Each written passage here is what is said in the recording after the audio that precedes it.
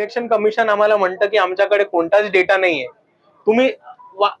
तुम्ही जो प्रश्न विचारला त्याचा आम्ही अर्थ कसा काढणार किंवा ते संशोधन कसं करणार जर आम्हाला कोणीतरी आकडेवारी दिली तर.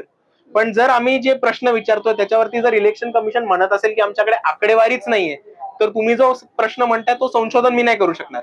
जर माझ्याकडे ती माहिती आली तर मी तुम्हाला एक्झॅक्ट सांगू शकेन काय झालंय. पण जेव्हा इलेक्शन कमिशन हे म्हणतं की आमच्याकडे माहितीच नाहीये, तर शून्य रिकाम्या उत्तरावरनं आम्ही काय संशोधन करणार आहोत. हा मुद्दा आम्ही आत्ता नाही उचलला. आम्ही सगळ्यात पहिले मी परत जसं भाषणामध्ये म्हटलं तसं 12 डिसेंबर 2024 मध्ये बाळासाहेबांनी जे चीफ इलेक्टोरल ऑफिसर आहेत महाराष्ट्राचे, ज्यांच्या अध्यक्षपदी खाली सगळ्या निवडणुका होतात महाराष्ट्रामध्ये, एस चोक्कोलिंगम, त्यांना एक पत्र लिहिलं होतं आणि त्याच्यामध्ये ही 3 माहिती मागितली होती. कारण आम्ही आत्ताही तुम्हाला एक गोष्ट सांगतोय की 5 वाजल्यानंतर 76 लाख हे मतदान झालंय असं इलेक्शन कमिशनचा डेटा सांगतोय.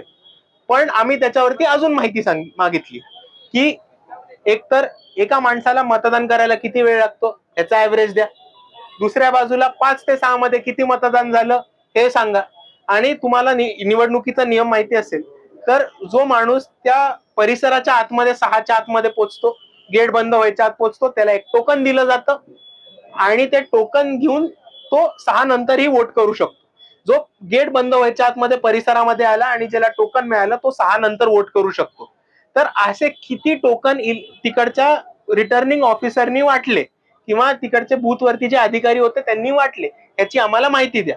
आता तुम्ही सोपा हिशोब करून सांगतो, एका माणसाला किती टाइम लागतो वोट करायला, 5 ते 6 मध्ये किती वोटिंग झालं आणि 6 नंतर किती टोकन वाटले, त्याच्यावरनं किती वोट्स झाले, ह्याच्यावरनं तुम्ही अंदाज बांधू शकता की हा 75 लाख खरा आकडा आहे की नाही. बरोबर. पण ते म्हणतात की आमच्याकडे कोणतीच माहिती नाहीये. तर त्याच्यामुळे आम्हाला हा संशय पडतो की 75 लाख मतं एक्स्ट्रा आली कुठनं, ती गेली कोणाकडे, ती दिली कोणी. आणि जोपर्यंत हा खुलासा होत नाही तोपर्यंत तुम्ही असं कसं म्हणता की तुमची डेमोक्रेसी ही ट्रान्सपरंट आहे किंवा त्याच्यावरती विश्वास ठेवला पाहिजे.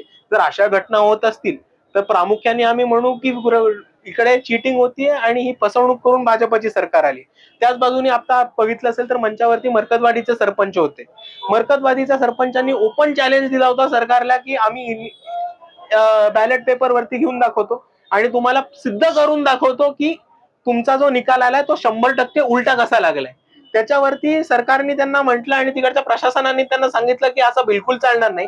उलटा त्यांना सेक्शन 144 लावू, गावात जमावबंदी करू, फायरिंग करू, अशा धमक्या देऊन त्यांना पळवून लावले. तर ही गळेचेपी नाहीये तर काय.